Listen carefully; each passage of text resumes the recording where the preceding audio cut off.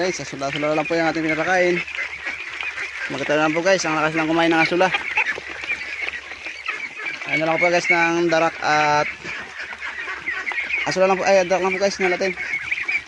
Asula darak lang po pinapakain sa pinapakain. Magkita lang po ang lakas lang kumain.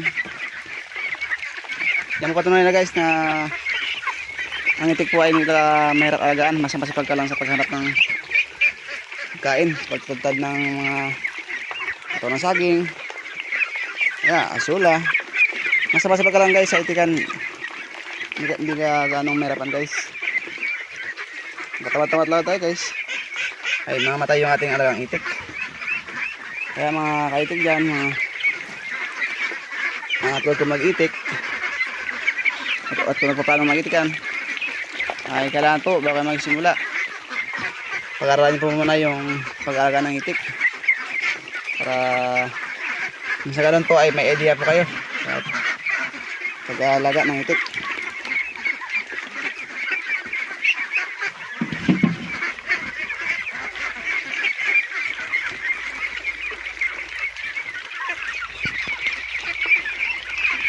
Yan guys, guys, ganun po kalakas kumain ng asula yung ating alagang itik, mga idol. Yan, gusto yung kanilang pakain.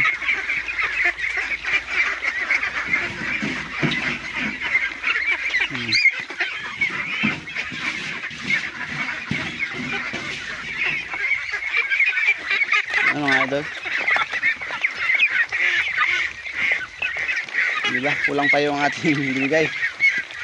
Napatunay na ang itik po mga idol ay hindi po mahirap alagaan kasi nasa pagkain ka lang dyan, nakakain po nila ito mga itik. Basta tadala lang po ng Pilipino yung kung ano man nakita mong kung ano mang bibigyan na pakain sa itik, alam po natin na yung gawin sila para hindi kumabulong yung ating lang itik. Okay guys, hanggang ito lang po yung aking video. Guys, kung nagustuhan niyo po yung aking video, pakilike na rin po yung aking video at pakishare po. At kung di pa po kayo nakapag-subscribe sa aking channel, Pongs TV, ay huwag niyo po kalimutan mag-subscribe para po update po kayo sa aking video na labas everyday po guys. Thank you po guys sa support.